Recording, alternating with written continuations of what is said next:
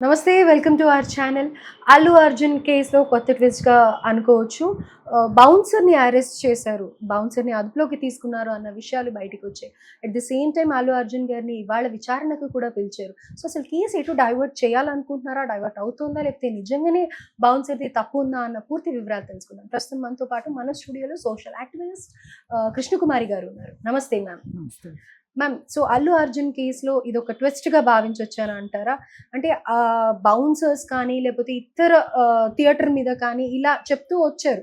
కానీ ఇప్పుడు సో ఇక్కడ బౌన్సర్‌ని అల్లు అర్జున్ ప్లేస్‌లోకి A11గా కానీ లేకపోతే ఇంకా వేరే సెక్షన్ కిందకి కానీ తీసుకోవడం ఏమైనా జరుగుతుందని అంటారా? అలా అని ఏం అనుకోకర్లా. ఓకే. ఎందుకంటే 'మైత్రి మూవీ మేకర్స్' వాళ్ళని A18గా చేర్చారు. ఓకే. అది కూడా వచ్చింది వార్త. అంటే ఎప్పుడైనా సరే ఈ అవకాశం చట్టంలో వెసులుబాటు ఉంటుంది. హుహు. ఫస్ట్ ఇన్ఫర్మేషన్ రిపోర్ట్ ఎఫ్ఐఆర్ అంటే ఆ ఫస్ట్ వచ్చిన దాన్ని బట్టి అక్కడ సంఘటనా స్థలంలో ఉన్న దొరికిన సాక్ష్యాలను బట్టి ఆధారాలను బట్టి ఫస్ట్ ఒక ఎఫ్ఐఆర్ వేస్తారు. ఒక్కొక్కసారి ఇంకా అదే ఫైనల్ ఎఫ్ఐఆర్ అవుతుంది. దాన్ని బట్టే ఛార్జ్ షీట్ వేస్తారు. కొన్నిసార్లు ఏమవుతుందంటే ఎఫ్ఐఆర్ మారుతుంటుంది. అంటే కొత్తగా ఎవరినన్నా అసలు ఛార్జ్ షీట్లో కూడా అనుబంధ ఛార్జ్ షీట్లు వేస్తుంటారు. హుహు. అంటే ఎనెక్సర్ ఛార్జ్ షీట్స్ పడుతూ ఉంటాయి. అంటే ఆ కేసు తీవ్రతను బట్టి అంటే ఇంకా ఇంకా విచారించగా కొత్త నేరస్తులు కూడా ఒక్కొక్కసారి కొత్త అనుమానితులు కొత్త నేరస్తులు దొరుకుతారు, యాడ్ చేస్తూ ఉంటారు. ఇది చట్టంలో మామూలే. అంటే మ్యామ్ ఇప్పుడు మరి ముందు నుంచి కూడా థియేటర్ మీద కానీ, అక్కడ బౌన్సర్స్ మీద కానీ, లేకపోతే అల్లు అర్జున్ మీద కానీ ఇలా పేర్లు వినిపిస్తూనే ఉన్నప్పటికీ కూడాను బౌన్సర్ల మీద అనలేదు ఇప్పటిదాకా. బౌన్సర్లే అనలేదు. మైత్రి మూవీ ఆనంద్ గారు సిపి ఆనంద్ గారు మాట్లాడినప్పుడు అక్కడ బౌన్సర్స్ కూడా పోలీసులను తోసేసి మరి అవును తీవ్రంగా ప్రవర్తించారు. లేదు, బౌన్సర్ల డ్యూటీనే అది. ఓకే. అంటే చట్టం దృష్టిలో డ్యూటీ కాదు. వాళ్ళని ఎవరైతే అపాయింట్ చేసుకున్నారో వాళ్ళ కోసమే పనిచేస్తారు. ఓకే. దాన్ని చట్టాన్ని ఉల్లంఘించైనా పనిచేస్తారు, చట్టానికి లోబడైనా పనిచేస్తారు. కానీ వాళ్ళకి చట్టం తెలీదు, చట్టము తెలీదు, కామన్ సెన్స్ ఉండదు. వాళ్ళకి తెలిసిందల్లా బుద్ధిబలం ఉండదు, వాళ్ళకి భుజబలమే ఉంటది, ఖండబలం ఉంటది. కాబట్టి వాళ్ళని చూస్తేనే ఆ దగ్గరలోకి వచ్చేవాళ్ళు పక్కకు పారిపోవాలి అనేంత రేంజ్ లో వాళ్ళు ఉంటారు. వాళ్ళని పెట్టుకునేది కూడా అందుకే. అంటే వాళ్ళ ఏకైక లక్ష్యం ఏంటి అంటే వాళ్ళు ఎవరినైతే కాపాడటం కోసం నియమించబడ్డారో వాళ్ళని కాపాడటం మాత్రమే వాళ్ళ లక్ష్యం. కానీ మిగతా వాళ్ళు ఏమైపోయినా వాళ్ళకి పట్టదు. అందుకనే ఇప్పుడు అసలు ఈ బౌన్సర్ వ్యవస్థ ఎలా వచ్చింది, అసలు ఈ బౌన్సర్ వ్యవస్థ ఉండాలా అక్కర్లేదా అనేది కూడా ఇప్పుడు ఒక పెద్ద ఎత్తున చర్చ జరుగుతుంది. అసలు ఈ బౌన్సర్లని ప్రైవేట్ వ్యక్తులు నియమించుకోవడం ఎంతవరకు కరెక్ట్, నియమించుకున్నప్పుడు వాళ్ళకి విధి విధానాలు ఏంటి, అంటే వాళ్ళ బ్యాక్గ్రౌండ్ చెకప్స్ ఏంటి, వాళ్ళే అసాంఘిక శక్తులు అనుకోండి, వాళ్ళే నేరస్తులు అనుకోండి, రౌడీ షీటర్స్ అనుకోండి, ఆ మనస్తత్వం వాళ్ళకు ఉన్నట్లే కదా. మరి వాళ్ళు ఈ సభ్య సమాజంతో మంచిగా ఎలా డీల్ చేస్తారు? అందుకని ఏంటంటే అది ఇప్పుడు పెద్ద చర్చకు వచ్చిన విషయం. అందుకే ఇప్పుడు మెయిన్ బౌన్సర్ ని ఇవాళ అరెస్ట్ చేశారు. అతను కూడా నిందితుడి లిస్ట్ లో చేరుస్తున్నారు. అలాగే మైత్రి మూవీ మేకర్స్ వాళ్ళని కూడా A18గా చేర్చారు అని చెప్పి ఇప్పుడు న్యూస్ వచ్చింది. అసలు నన్ను అడిగితే ఈ ఎఫ్ఐఆర్ మన కోణంలో నుంచి చూస్తే ఇంకా చాలా మార్పులు చేర్పులు ఉండాలి.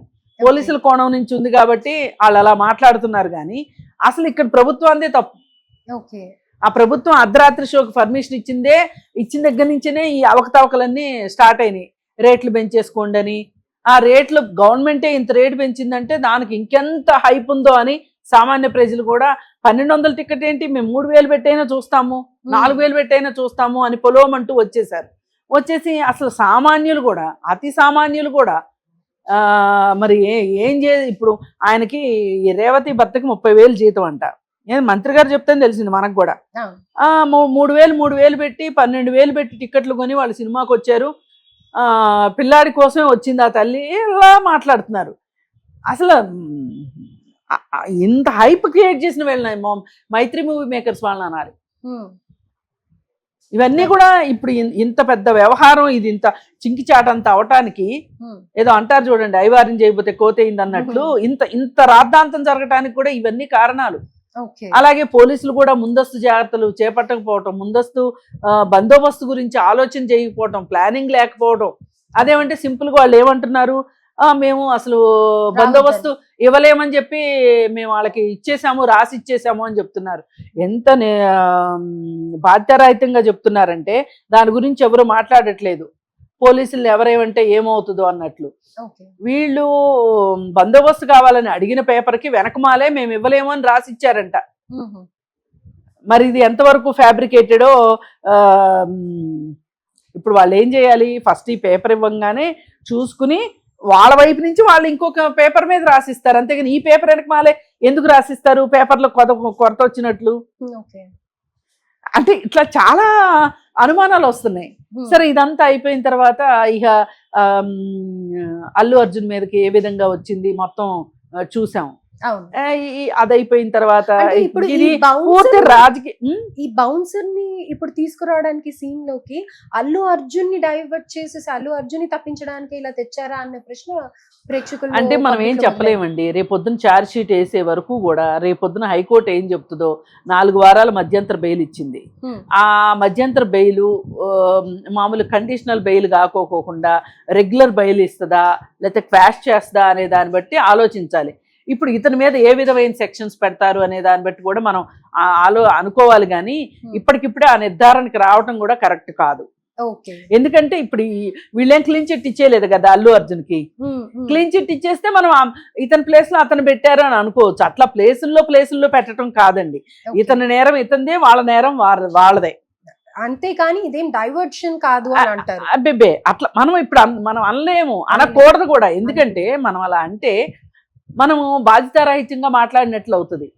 ఇప్పుడు మనము రాజకీయ నాయకులైనా, మీడియా అయినా, లేకపోతే పాత్రికేయులైనా, ఎవరైనా సరే బాధ్యతాయుతంగా ఉండాలి. పోలీసులైనా సరే మనం ఒక స్టేట్మెంట్ ఇచ్చేటప్పుడు ఇప్పుడు ఆ రోజు చూడండి, పోలీసులు ఆ స్టేట్మెంట్ ఇచ్చినట్టు అందుకు గదు ఇంత మాట్లాడుకోవాల్సి వస్తుంది. అవాకులు చవాకులు అయిపోలా. అసలు మమ్మల్ని పర్మిషన్ కోసమే ఎవరు అడగలేదు అని చెప్పి స్టేట్మెంట్ ఇచ్చారు. ఆ తర్వాత అడిగారు కానీ మేము ఇవ్వలేమని చెప్పాము అన్నారు. అడగలేదు అని చెప్పగానే థియేటర్ వాళ్ళు ఏం చేశారు? వాళ్ళు పెట్టిన లెటర్ చూపించారు. ఆ లెటర్ చూపించిన తర్వాత కొన్ని రోజులు పోయిన తర్వాత వెంటనే వాళ్ళు ఈ సమాధానం కూడా చెప్పలా. కొన్ని రోజులు పోయిన తర్వాత అవును మేము ఇవ్వలేమని కూడా మేము ఇచ్చేసాం కదా అని అప్పుడు మాట్లాడుతున్నారు. ఇది ఎట్లా సమంజసం చెప్పండి? ఇట్లా చేయడం కరెక్ట్ కాదు కదా. మరి మీరే అలా చేసినప్పుడు ఎవరికైనా ఏమనిపిస్తుంది చూసే వాళ్ళకి?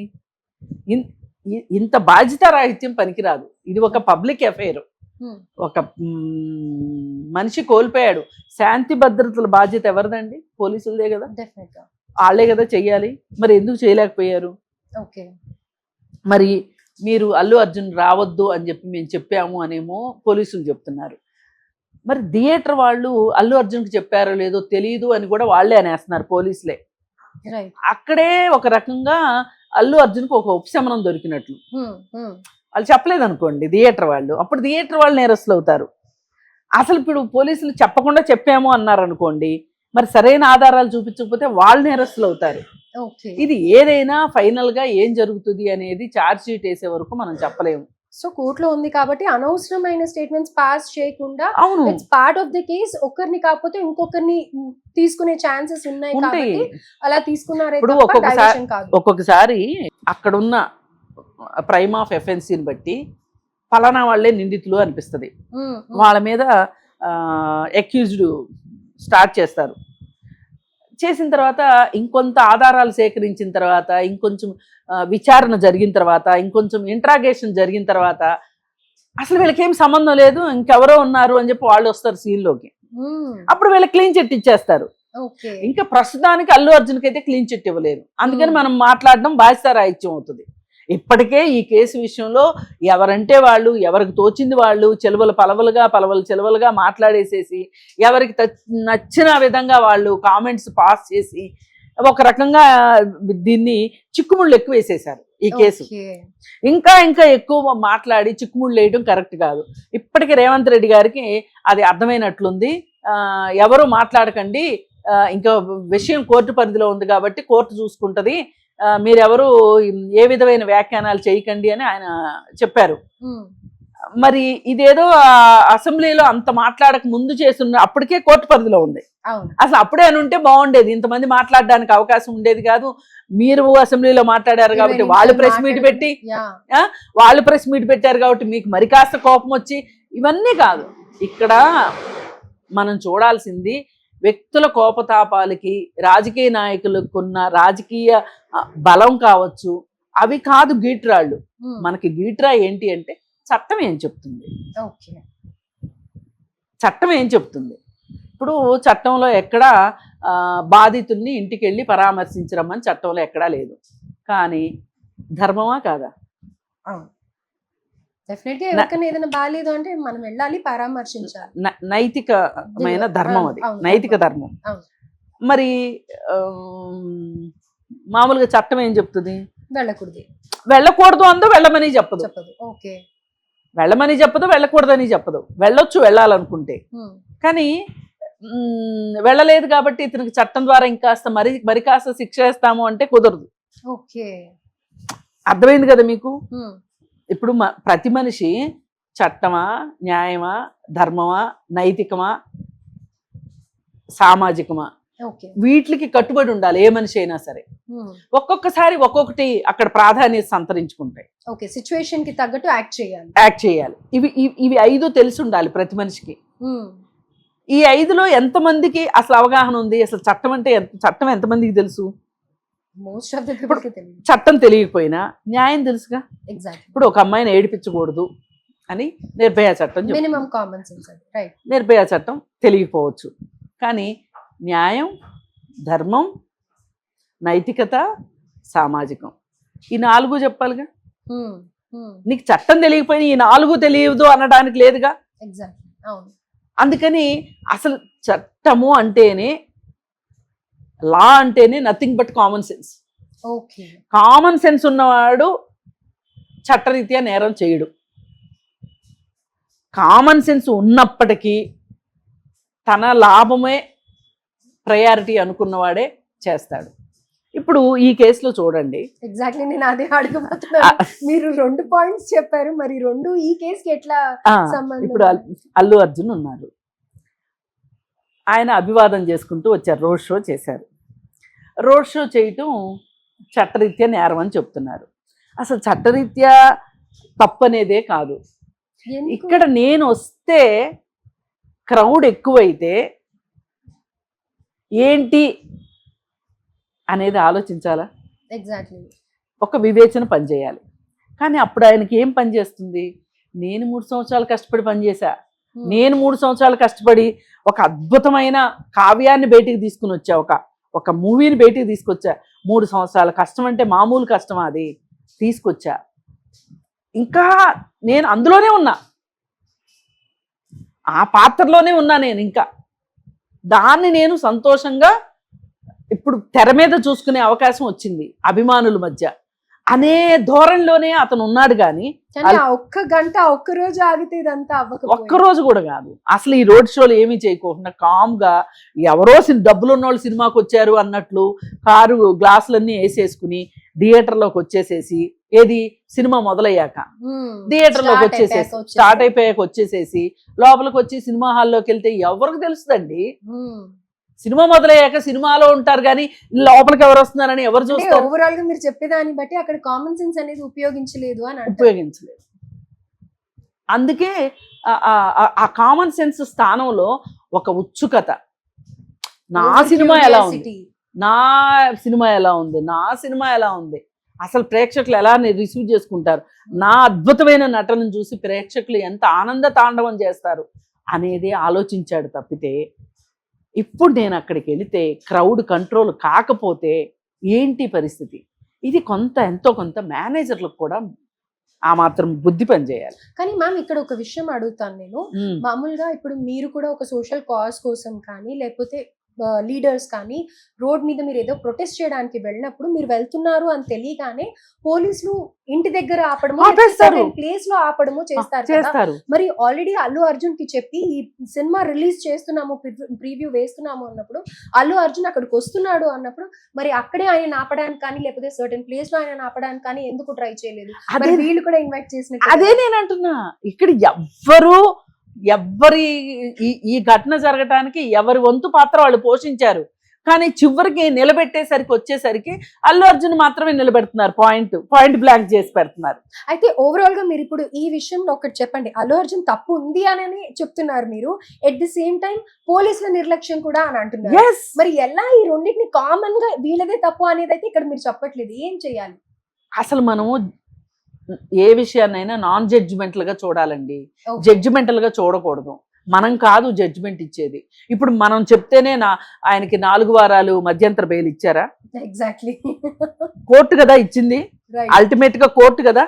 మనం మాట్లాడేది ఏంటంటే సామాన్య ప్రజలకి, కోర్టులు ఇన్ని కబుర్లు చెప్పవు కాబట్టి మనం సామాన్య ప్రజలకు అర్థమయ్యేటట్లు మన మాటలేదో వింటున్నారు కదా అనే భ్రమలో మనం చెప్తున్నాం తప్పితే ఇక్కడ ఎవరి పాత్ర వాళ్ళు పోషించారు ఈ విషాదం జరగటానికి. Okay, right, got it.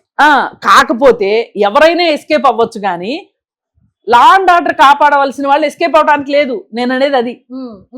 ఇప్పుడు అల్లు అర్జున్ ముందస్తుగా ఆలోచించలేదు అంటే అయ్యో నాకెట్లా తెలుస్తుంది అని ఆయన తప్పుకోవచ్చు, కానీ పోలీసులు తప్పుకోవచ్చా? పోలీసులు అంటే ఏంటి? ముందస్తు జాగ్రత్తలు తీసుకోవాలి. అసలు ప్లానింగ్ మరి ఈ విధంగా చూస్తే పోలీసుల మీదకే వస్తుంది కదా. పోలీసులు ప్రభుత్వమే ఈ మొత్తం తప్పులో ఉంది. Right. ఈ తర్వాత వాళ్ళే వీళ్ళందరూ, అసలు ముందు తప్పు వాళ్ళిద్దరిదే. మైత్రి మూవీ మేకర్స్ వాళ్ళు వచ్చి అడగగానే అర్ధరాత్రి షోలకు పర్మిషన్ ఇచ్చిన ప్రభుత్వం ఉంది తప్పు. టికెట్ రేట్లు పెంచమని అడిగితే పెంచింది తప్పు.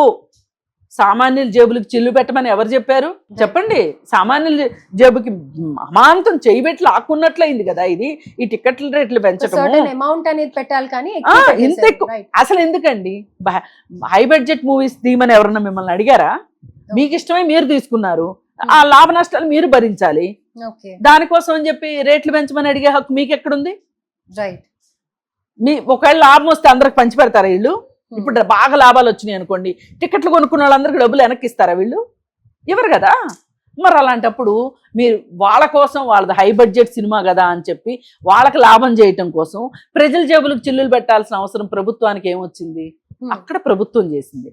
ఆ తర్వాత సరే ప్రభుత్వం నిర్ణయం తీసేసుకుంది, దానికి సంబంధించిన పని చేయవలసిన బాధ్యత ఎవరిది? పోలీసులది, ఇంటెలిజెన్స్ వాళ్ళది. వాళ్ళిద్దరు ఏం చేశారు? ఇది ప్రశ్న. సరే, అవన్నీ కూడా అయిపోయినాయి. థియేటర్ లోపల ఏం జరిగినా థియేటర్దే బాధ్యత. థియేటర్ వాళ్ళు ఎందుకు జాగ్రత్త తీసుకోలేదు? అల్లు అర్జున్ వస్తే ఏమవుద్దో తెలిసినప్పుడు అల్లు అర్జున్ ఫోన్ చేసి 1 గంట ఆగి రండి, మీరు సినిమా మొదలయ్యాక రండి అని చెప్తే ఏం కొంపలంటూ పోతాయి? అవునా కాదు? ఇది అయిపోయింది. అయిపోయిన తర్వాత అర్ధరాత్రి సినిమాకి వెళ్తున్నాము, ఏమైనా మనకు జరగవచ్చా అనే ఒక ఆలోచన ఆ కుటుంబం అనే కాదు ఎవరికైనా ఉండాలి కదా. ఫ్యామిలీ చిన్నపిల్లలతో ఎవరికైనా అర్ధరాత్రి షో చూసి ఇంటికి వెళ్ళేటప్పుడు ఏమైనా జరగవచ్చు. అంత అవసరం ఏమొచ్చింది ఇప్పుడు? పైగా డిసెంబర్ నెల, చలి. అసలు 6ంటికి 7ంటికి షో స్టార్ట్ చేస్తే ఈ గోలే ఉండేది కాదు.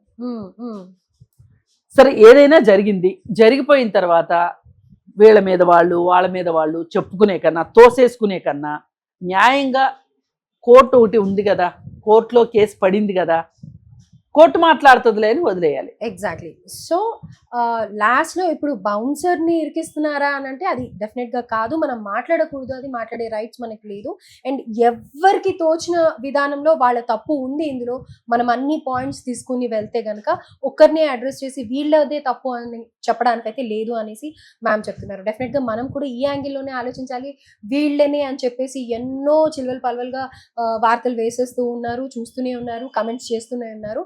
So at the end of the day court చేతిలో ఉంది కాబట్టి ఏం వస్తుందో మనం వేచి చూడాల్సిందే. Thank you so much ma'am.